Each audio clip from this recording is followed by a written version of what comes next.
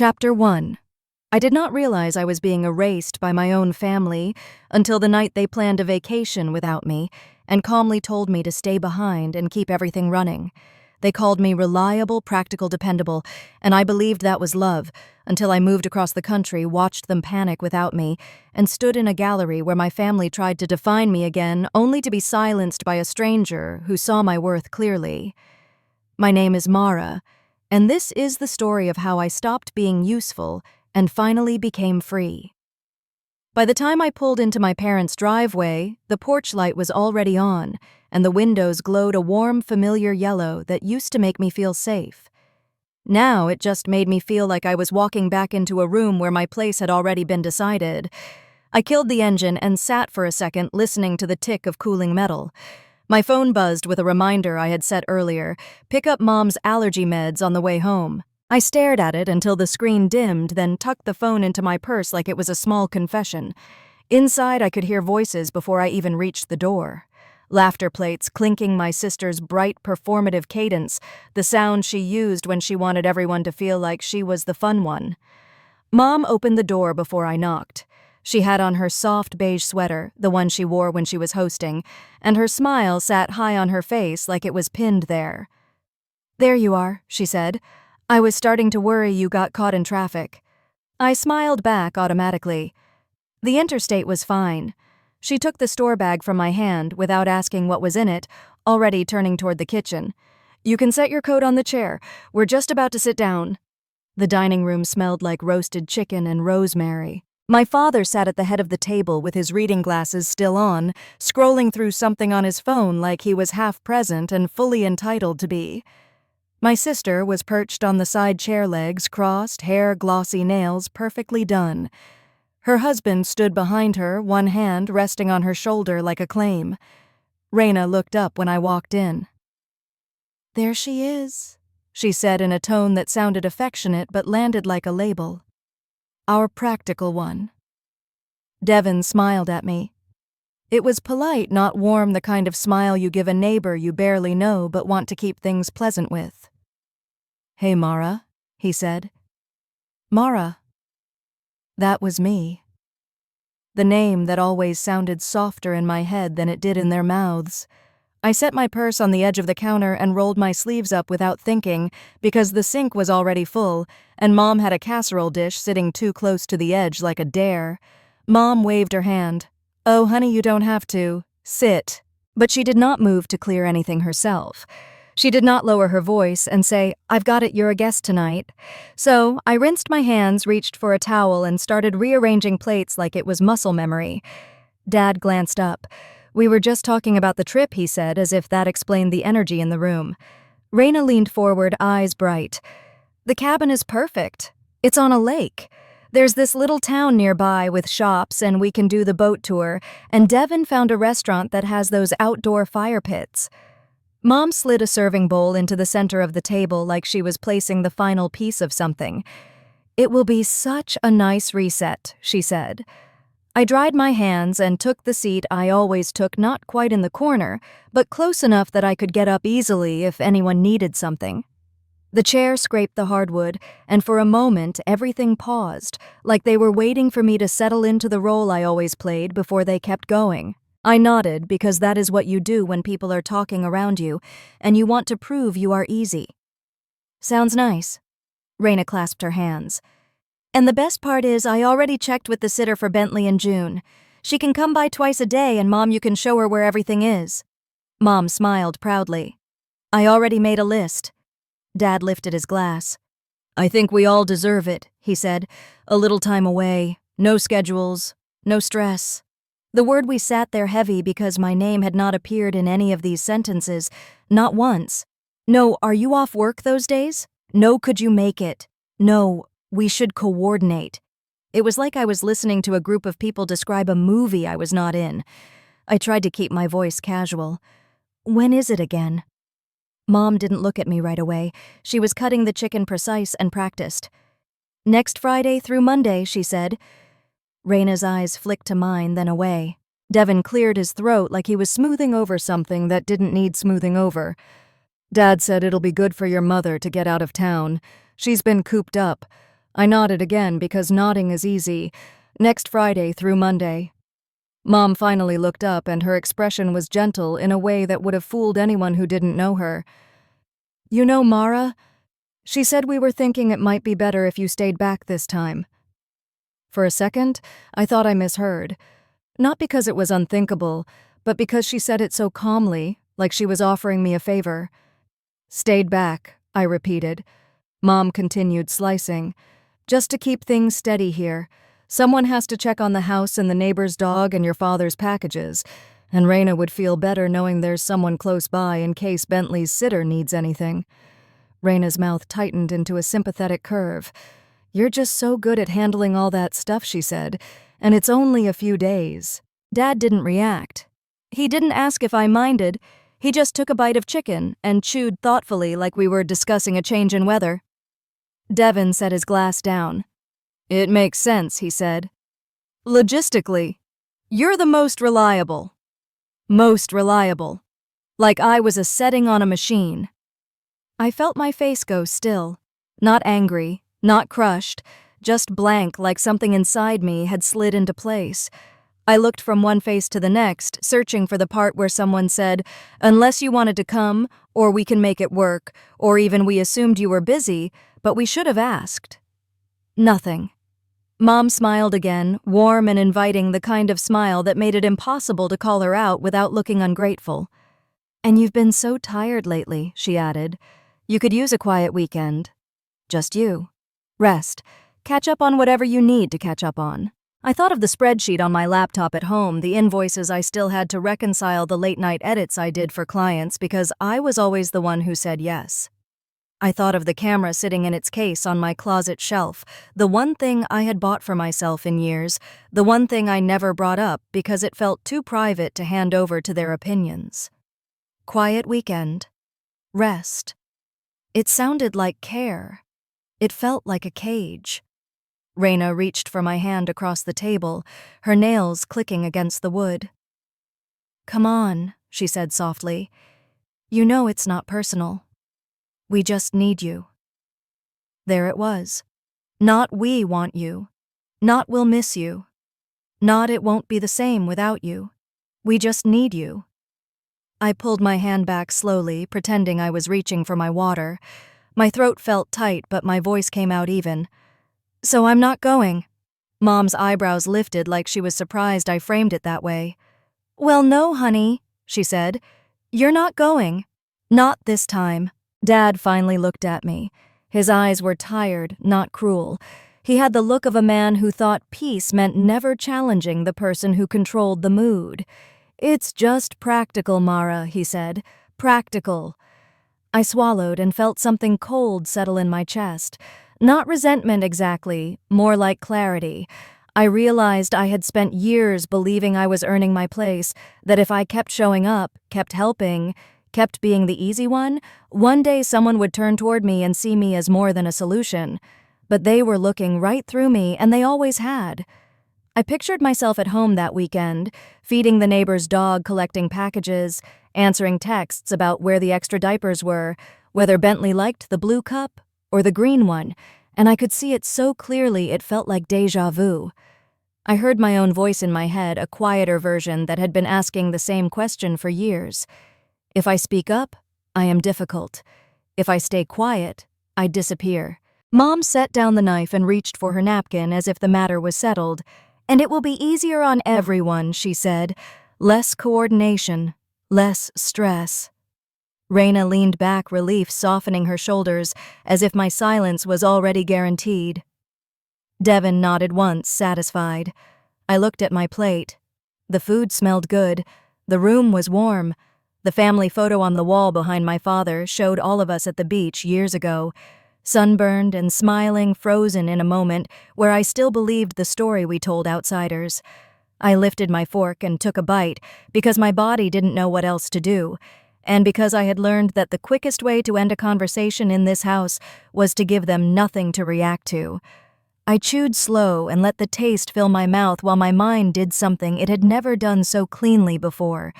It separated the facts from the feelings. The fact was, they did not hate me. They did not scream at me. They did not throw me out. They simply made plans without me and assigned me the work that made their lives smoother. And the fact was, they expected me to accept it the way I always had. I set my fork down carefully, not with drama, not with a slam, just with intention. No one noticed. They were already talking about what time they should leave on Friday, whether the traffic would be bad, which snacks to pack for the kids. I sat there listening, and I felt the strangest thing. Not heartbreak, relief. Because once you see the shape of the box you have been living in, you can stop calling it home. I didn't say anything else that night. I laughed when they laughed. I rinsed dishes when Mom handed them to me. I nodded when Dad asked if I could grab his mail while they were gone, as if the decision was already signed and filed. But as I drove home later, the streetlights sweeping across my windshield in steady intervals, I kept hearing the same question, calm and unavoidable. If I step out of this role, what happens to them? And maybe more frightening, what happens to me? Chapter 2. I did not sleep much that night. Not because I was sobbing or falling apart, but because my mind kept replaying the same small details like a security camera loop. My mother's hands on the carving knife, my sister's relieved shoulders, my father chewing slowly, as if practical was the kindest word he could offer. When I got home, the house felt too quiet. I turned on the kitchen light, set my keys on the counter, and stared at the magnet on my fridge that held my bills and reminders. One of them said, "Call about Dad's insurance paperwork." I had written it in my own neat handwriting like it was my responsibility. Like it always became my responsibility. I poured a glass of water, leaned against the sink, and tried to imagine what it would feel like to simply not show up the next time they asked. The thought made my stomach twist. Not because I wanted to keep doing it, but because I had built my whole place in that family around being the one who handled things. If I stopped, who would I be to them? And if I stopped, who would I be to myself? By morning, I had a headache that sat behind my eyes like pressure. I went through my routine anyway. Shower, coffee, a quick check of my work email. I did bookkeeping for a small landscaping company out of Worcester, mostly remote. It was steady, predictable, the kind of work that did not ask me to perform a personality. I liked that about it. My phone buzzed while I was sorting receipts. A text from my mother. "Can you swing by later and help me print the boarding passes? Also, I need you to call the sitter to confirm times." I stared at the screen, waiting for the anger to arrive. It did not. What arrived was something flatter. A kind of tired understanding. They were already on to the next task. The decision had happened. My role had been assigned. My mother was acting as if the conversation had been a minor scheduling detail. I typed, "I am working today, I cannot come by." Then I erased it. Not because it was untrue, but because I could already hear the response in my head. "You can work later. This will only take a minute. Why are you making this difficult?" Instead, I wrote, "I cannot today. I will send you the airline website instructions." A minute later, she replied, "I do not have time for that. Just come." I set the phone face down, took a slow sip of coffee, and forced myself to breathe. The old pattern in me wanted to rush over, fix it smooth, make sure nobody was inconvenienced. The newer, quieter part of me asked a different question. How long had this been my normal? The answer came in scenes, not years. It was me at 21 arriving at my parents' house an hour early for Thanksgiving, because Mom said the turkey needed basting and she did not trust anyone else to do it right. I remember walking in with a grocery bag of herbs and butter, and my sister, then a teenager, barely looking up from the couch. Mom had thrust an apron at me and said, "Thank God you are here." I was drowning. In her own kitchen, with a husband sitting 10 feet away reading the paper. Dad had called out from the living room, "Mara will handle it, she always does." I could hear my own voice from back then, light and agreeable. "Of course, Mom." Another scene a few years later, my sister Raina had just had her first baby. I drove through a snowstorm to drop off groceries because she texted me, "I am out of diapers, and Devin is at work." When I arrived, she opened the door with the baby on her hip and a tired smile on her face. "You are a lifesaver," she said, and I felt a flicker of pride that warmed me from the inside. I carried bags into her kitchen, put away food, started a load of laundry without asking, because it was easier to do it than to sit and watch her struggle, and because it felt good to be needed. Then Mom called not to ask how I was doing in the storm, but to say, "When you are done, there swing by my place. Your father needs his prescriptions picked up and I cannot get out today." I remember laughing like it was all normal. "Sure," I said. "No problem." No one heard the word sure the way I meant it. They heard it as confirmation that I was available, that I would keep being available. Another scene, summer barbecue, my parents' yard full of people. Dad at the grill, Devin talking sports with my Uncle Raina, showing off new patio furniture. Mom pulled me into the kitchen and lowered her voice like she was sharing a secret. "Can you just keep an eye on the kids?" she said. "Raina wants to actually relax." I had looked out the window at my sister lounging with a drink, her head tilted back in laughter, not a worry on her face. I had looked down at my own hands, already sticky from cutting watermelon for the toddlers. I had asked quietly, "Should I tell Raina I would like a break too?" Mom had blinked like she did not understand the language. "You do not have kids," she said. "You have more freedom." Freedom. That word had always been their favorite way to explain why my time mattered less. It was never asked. It was assigned. It worked because I made it work. Later that day, when one of the kids knocked over a cup of juice, Dad had yelled from the deck, "Mara, can you grab some paper towels?" He did not even look up. He did not say please. He said my name the way you say the name of something that belongs in the house. I had gotten the paper towels smiling because it was easier than letting the moment turn awkward. That was the thing. I was always the one who kept things from getting awkward. I had been doing it so long I barely noticed. Until now. Around noon, my phone rang. It was Raina. "Hey," she said, voice bright like the night before never happened. "Are you free later? I need you to pick up Bentley's allergy medicine. The pharmacy is on your way anyway." I closed my eyes. The words "on your way anyway" landed like a reflex, like my routes existed for their convenience. I said, "I am working." "It is just a quick stop," she said. "Devin is slammed today and Mom is stressed." I heard my own heartbeat. I looked at the spreadsheet on my screen, at the column of numbers that belonged to a client who actually paid me for my time. I said, "I cannot today." There was a pause. Then her tone shifted just slightly. "Are you mad?" "No," I said, because the truth was more complicated than mad. "I am just not available." Raina let out a breath that sounded like frustration wrapped in disbelief. "Okay," she said. "Wow. I will figure it out." She said figure it out like it was a threat, like my refusal created chaos that she would now have to survive. After we hung up, I sat very still at my desk. The room around me felt too quiet again. The old part of me wanted to call back and fix it, to offer a compromise, to say I will do it this once. The newer part of me stayed silent. That afternoon, I drove to the post office to drop off a package for work. It was a normal errand, the kind I did all the time, and yet I kept expecting my phone to buzz with another instruction, another request disguised as necessity. When I got back to my car, there was a voicemail from my father. "Hey, kiddo," he said, voice gentle, like he was calling from a distance. "Your mother said you are being a little stubborn today. Just help her out, all right. It is only a few days, and you know how she gets. You know how she gets." That phrase had been used my whole life to excuse her, and to train me. I did not call him back. I sat in the parking lot with the voicemail still open, listening to the silence after his words. The silence felt heavy, but it also felt honest. On the drive home, a memory surfaced that made my hands tighten on the steering wheel. 2 years ago, Mom had asked me to send an email to Bentley's preschool because she could not remember the director's name. I had done it quickly from my laptop using my own email account. I had typed the message, signed it with my name, and sent it because it was easier than teaching her how. A week later, the preschool had called me not my sister when Bentley spiked a fever. They had said my name like it belonged on their list, like I was the parent. I had corrected them politely, and they apologized. It was a misunderstanding, they said, but it had not been a misunderstanding. It had been a pattern. My name slid into places because no one stopped it from sliding. At home, I opened my laptop again, not to work, but to search my sent emails. I typed in the preschool's name.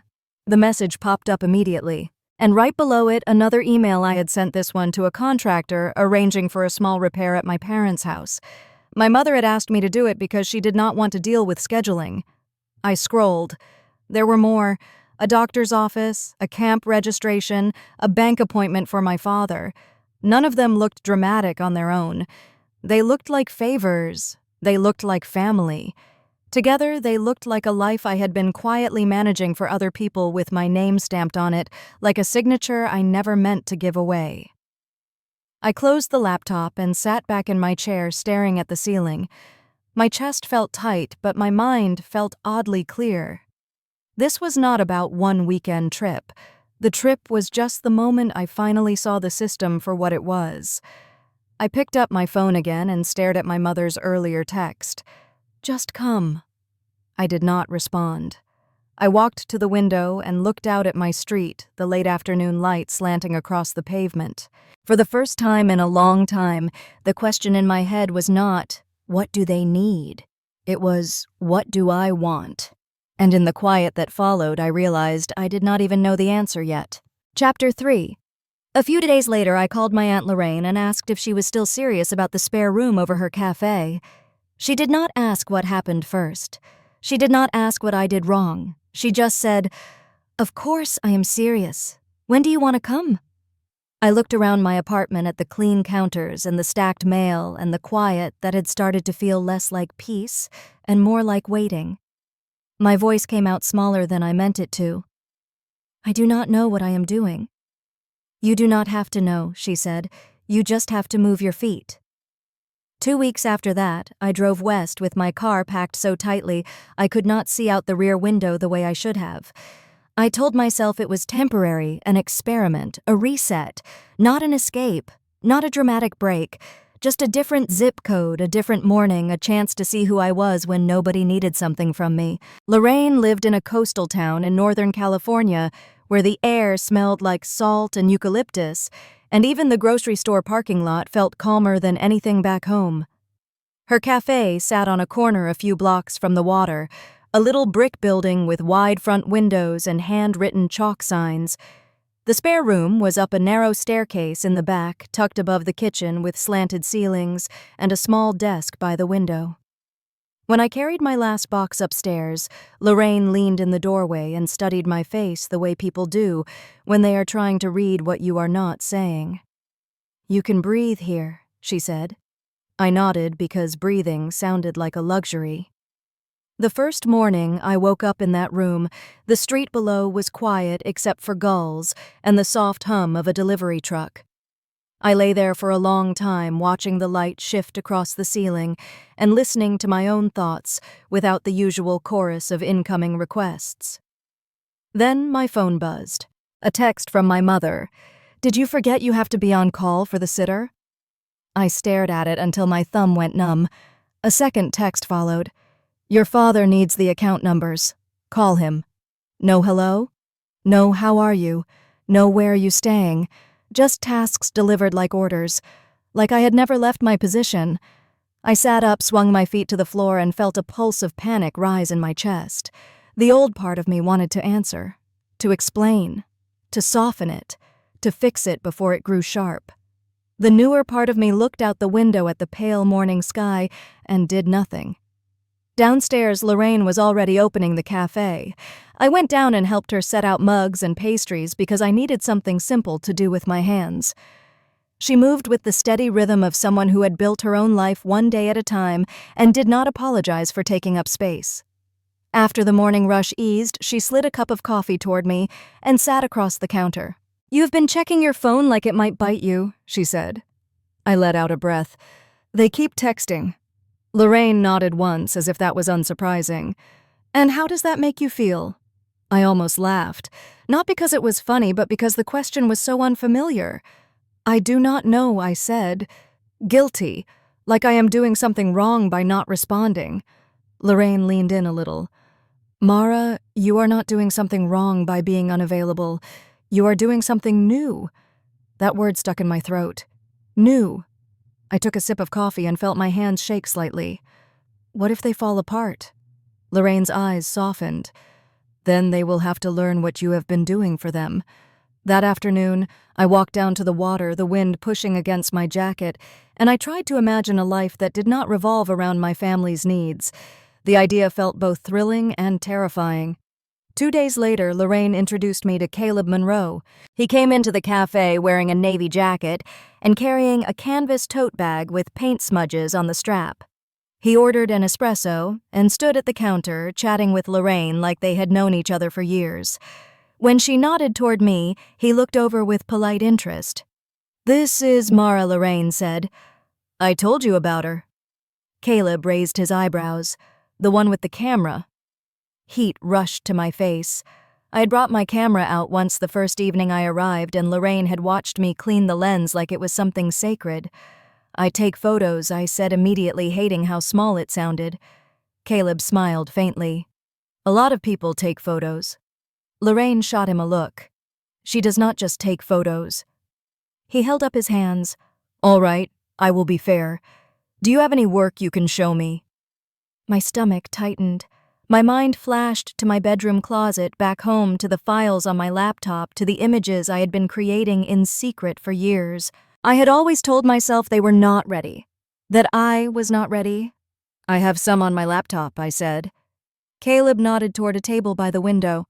"Bring it over. Let us look." I carried my laptop like it might shatter and sat across from him while Lorraine pretended to wipe down menus nearby, close enough to be a presence without hovering. I opened a folder and turned the screen toward Caleb. He clicked through slowly. His expression did not give much away at first. He paused longer on certain images, the ones with hands, the ones with faces, caught in unguarded moments. Finally, he leaned back. "These are strong," he said. I blinked. "Really?" He shrugged. "They are honest. That is rare." Relief surged through me so fast it almost made me dizzy. Then his face shifted slightly, but he added, "Of course there was a but." "Who are you?" he asked, outside of this series. The question landed harder than I expected. I swallowed. "I am just—" I started, then stopped. "Just what? Just a daughter? Just a helper? Just the one who handles things?" Caleb watched me carefully. "Lorraine says you came here after family issues." I felt my shoulders tighten. "It is not drama. I do not want drama." "I am not judging," he said, calm. "I am telling you what galleries worry about. People want a story, but they also want stability.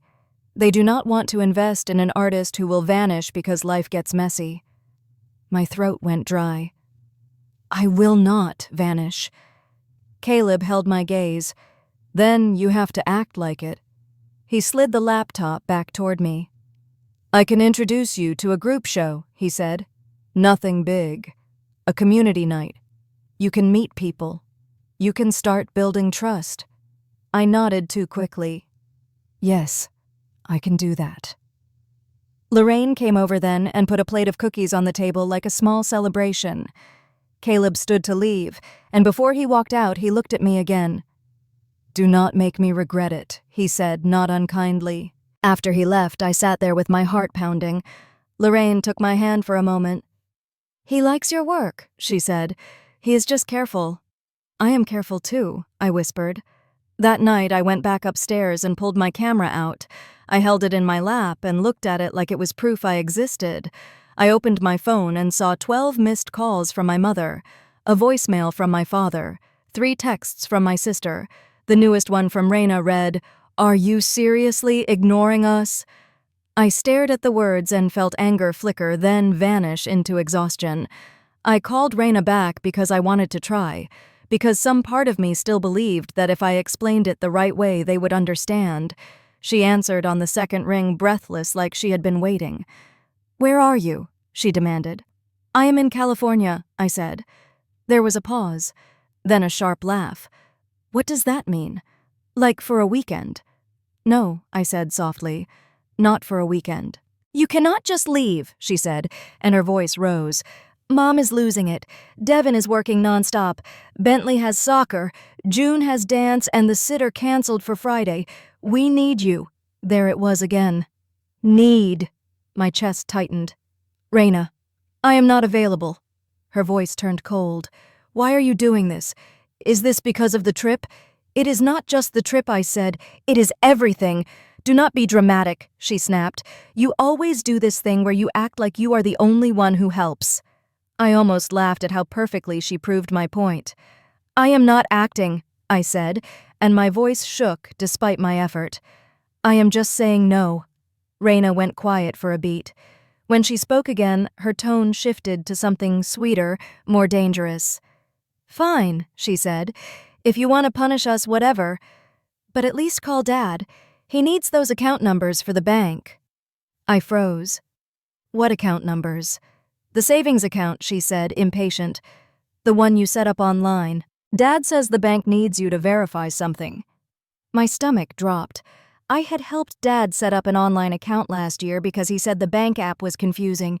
I had used my email to confirm the login because it was faster, and I had told myself it was harmless. A favor. Now they were saying the bank needed me. Raina. I said slowly, why would the bank need me?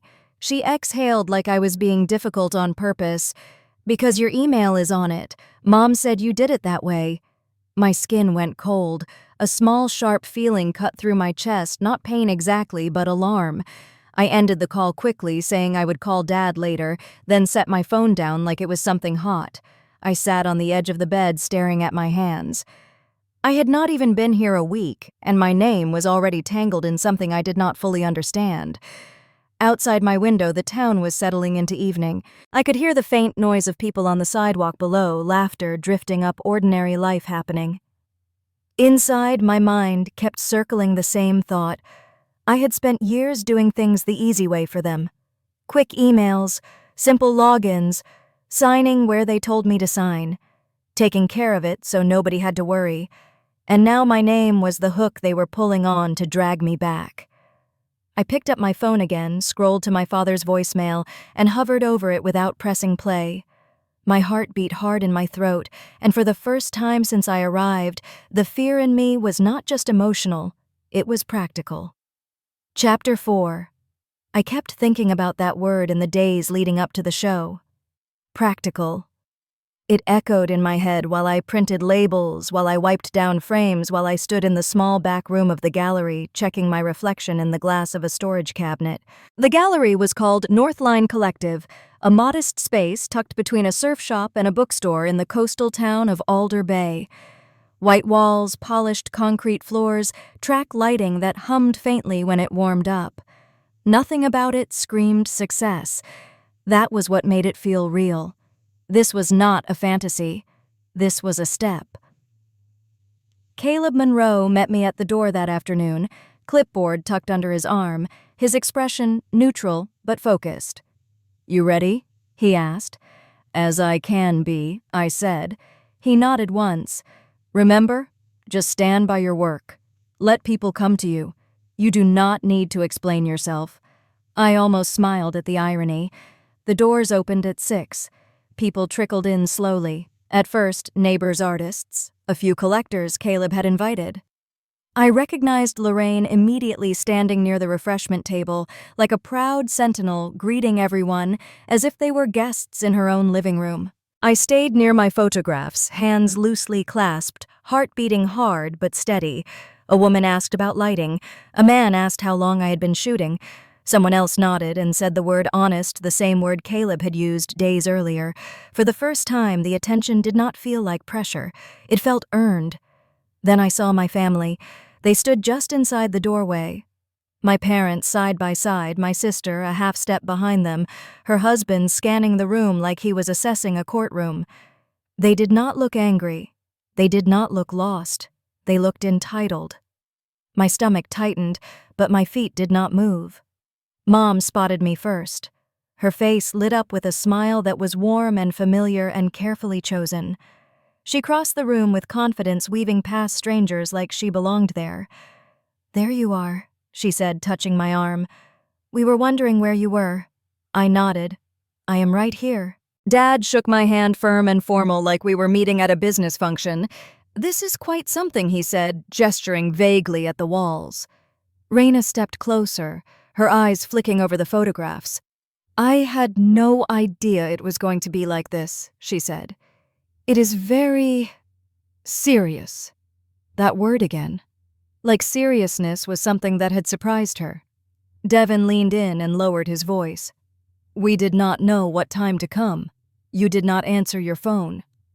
I felt the familiar urge to apologize rise in my chest, sharp and automatic. I swallowed it. I was setting up, I said. Mom laughed lightly, as if smoothing a wrinkle. She has been so busy lately, she said to the couple standing next to us, strangers I did not know. We barely see her anymore. The strangers smiled politely. One of them looked at me with curiosity. I felt something settle in my spine, a quiet resolve. I did not rush to explain. I did not counter her version of events. I let the silence stretch just long enough to feel intentional. Dad cleared his throat. We are very proud, he said. She has always been creative, you know, even as a kid, always doing projects for the family. Projects for the family, Raina chimed in. She is amazing with details. That is why we rely on her so much. She keeps everyone organized. I watched them do it the way they always did, reframing me into something smaller, something useful, something that belonged to them. A man beside me glanced between us. Are you the artist? He asked me. Yes, I said. Just that. Yes. Mom's smile flickered for half a second. Caleb appeared at my side then, as if summoned by the shift in air. Mara, he said, nodding to my parents. Good to see you made it. Dad straightened. We are her family. Caleb smiled politely. Of course. He turned to me. Vivian Hale just arrived. She asked specifically about your work. I told her you would be nearby. My pulse spiked. Vivian Hale. I had heard the name enough times to know what it meant. Mom's eyes widened slightly. Vivian Hale, she repeated. The collector. Caleb nodded. Yes. Mom squeezed my arm. Well, we should all say hello together, she said. It would be nice to introduce her properly. I gently moved my arm out of her grasp. I will go speak with her, I said. Raina frowned. Why would you do that alone? Because it is my work, I said. The words landed cleanly. Not sharp, not loud, just true. I walked away before anyone could stop me. Vivian Hale stood near the far wall, tall and composed, silver hair cut sharply at her jaw. She studied a photograph of mine, one of hands resting on a weathered table, fingers curled inward, restrained. She did not look up when I approached. You framed this well, she said. You did not over-explain it. Thank you, I said. She turned then, her eyes clear and assessing. You are the artist. Yes. She held my gaze for a moment. These are not decorative, she said. They ask something of the viewer. I felt my shoulders relax just a little. Behind us, I sensed my family drawing closer, hovering at the edge of the conversation. Mom spoke before I could. We are so proud of her, she said brightly. She has always been the dependable one in our family. Vivian looked at her, then back at me. Dependable is not what I see, she said calmly. I see restraint and intention. The room seemed to quiet around us. Dad shifted his weight. She has had a lot of support, he said. We try to keep her grounded. Vivian tilted her head slightly. Artists are grounded by their work, she said, not by their families. Raina's smile stiffened. Well, family is important, she said. We keep her balanced. Vivian's gaze did not waver from mine. Balance is not the same as control, she said. I felt my heart thud once hard. Vivian stepped closer to one of my photographs, gesturing lightly. This piece, she said, it holds back without apologizing. That is difficult to do. She turned to me.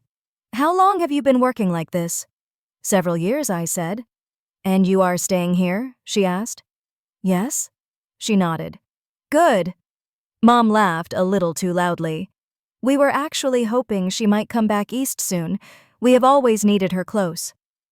Vivian finally looked at my mother fully. Her expression was not unkind. It was simply uninterested. Need is not a qualification, she said. There was a pause, thick and unmistakable.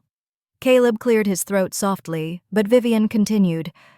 I am interested in acquiring this piece, she said, pointing to the photograph of the hands, and possibly discussing a commission. The words hung in the air. Raina inhaled sharply. Dad blinked. Mom's mouth opened, then closed. I nodded. I would be happy to talk. Vivian smiled faintly. Not tonight, she said. Tonight is for looking. She gave me a small card and stepped away, already moving toward another wall. No one spoke for a moment. I felt oddly calm, like something inside me had finally clicked into place. Dad was the first to recover. Well, he said, forcing a chuckle. That was impressive. Raina crossed her arms. She was intense. Mom turned to me, her voice low. You did not have to shut us out like that. I met her eyes. I did not shut you out. You barely included us, she said. I nodded. This was not about including anyone. Devin shifted, uncomfortable. We just wanted to support you. I believed that they believed that. I know, I said.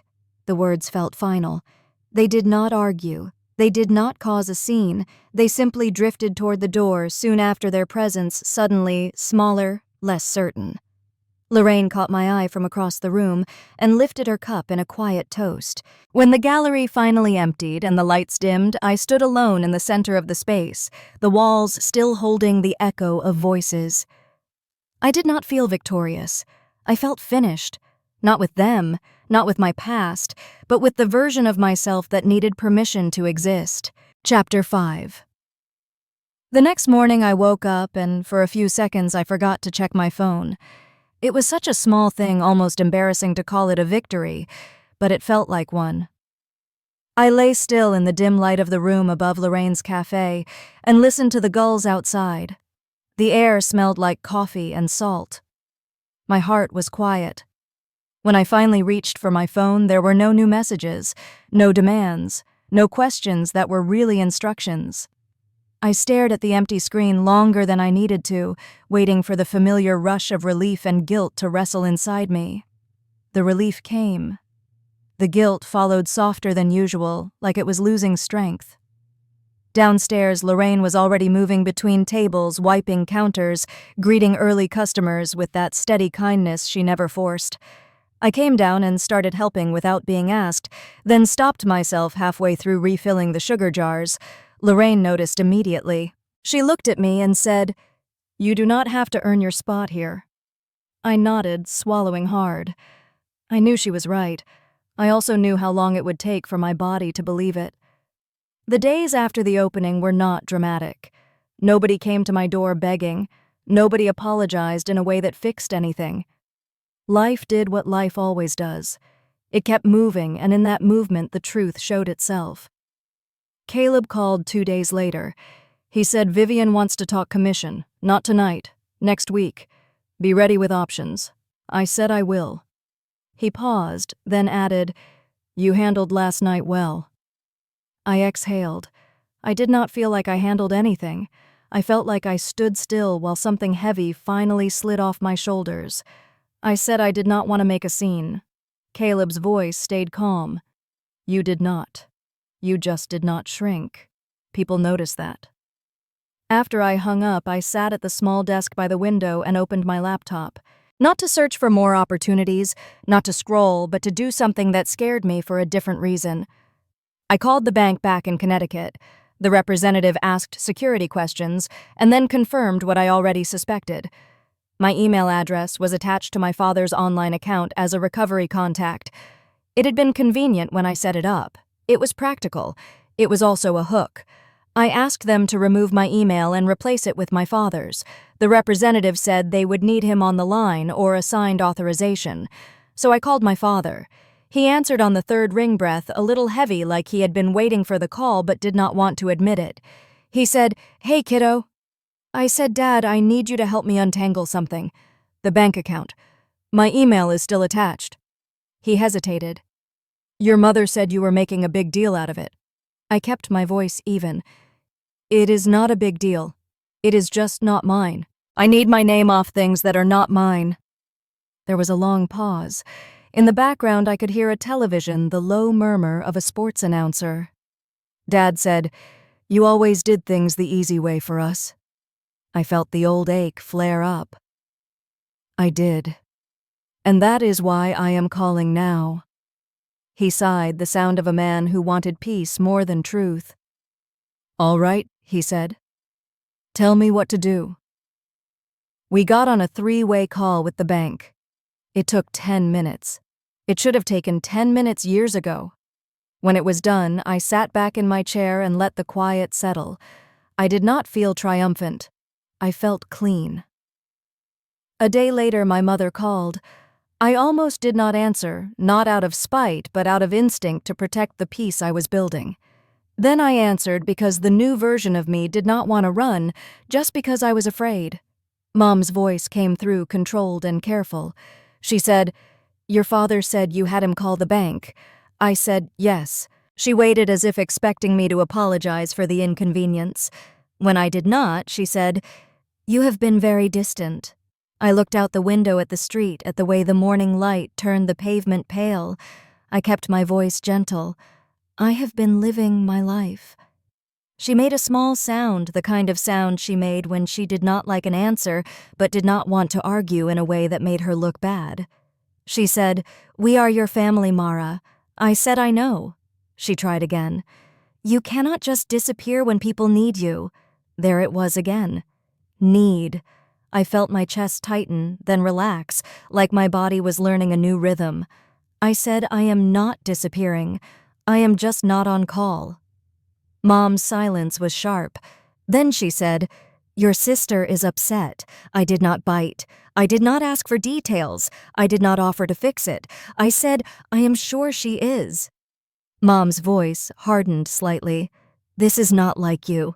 I held the phone a little farther from my ear and stared at my own hand the way my fingers rested without trembling. I said, "Maybe this is who I have been when I am not trying to keep everyone comfortable." Mom ended the call shortly after that. She did not yell. She did not say anything cruel enough to make me look like a victim. She simply withdrew, which was her way of punishing people without leaving fingerprints. A week passed, then another. There were texts from Raina, sporadic and edged with frustration. She asked when I was coming back. She said Mom was sad. She said the kids missed me. She said Devin thought I was being dramatic. She never asked how I was. I responded to some messages and ignored others. Not to teach a lesson, just because I was learning the difference between communication and compliance. One afternoon, a woman came into the cafe and lingered near the window display, where Lorraine let local artists place small pieces for sale. She was around my age, maybe a little older, wearing a cardigan that looked like she had slept in it. She stared at one of my prints for a long time, then turned when she noticed me watching. Lorraine waved me over. "Mara, this is Mara Collins." "Yes, I know, same first name. I told her you would get a kick out of it." Mara Collins smiled awkwardly. "I am sorry," she said. I did not mean to stare. It just felt familiar. I asked what felt familiar. She looked down at her hands. "The feeling of holding back," she said. "Like you want to say something but you learned not to." We talked for a while. She told me she had moved here with her partner years ago and still spent every holiday flying back to a family that treated her like the default helper. She said she was always the one who booked the flights, arranged the meals, smoothed the fights, watched the kids cleaned up after everyone else. She laughed softly when she said it like it was a joke she had learned to tell, so it would not sound like a confession. I asked her if anyone ever asked what she wanted. She shrugged. "Not really, but if I stop, everything falls apart." I did not argue. I did not preach. I just nodded because I knew that fear.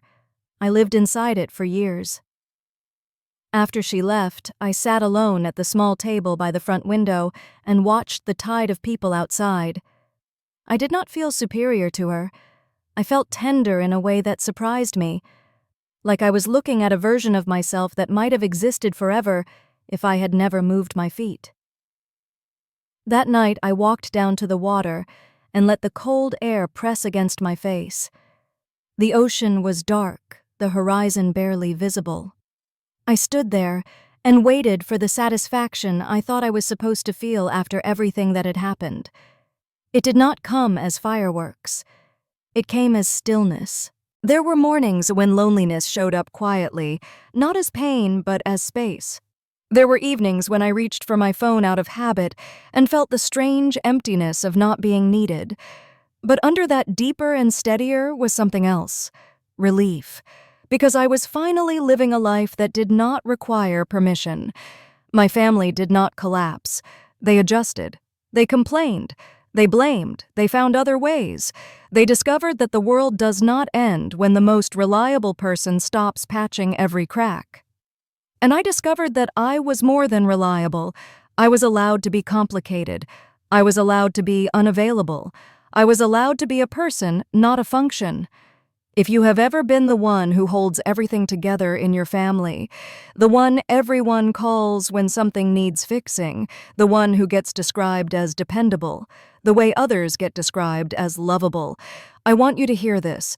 You are not selfish for wanting a life that belongs to you. If this story felt uncomfortably familiar, tell me in the comments what role your family assigned you and what you wish you could say out loud. And if you are still finding your way out of it, stay with me. You are not alone, and you are not wrong for wanting more than permission to exist.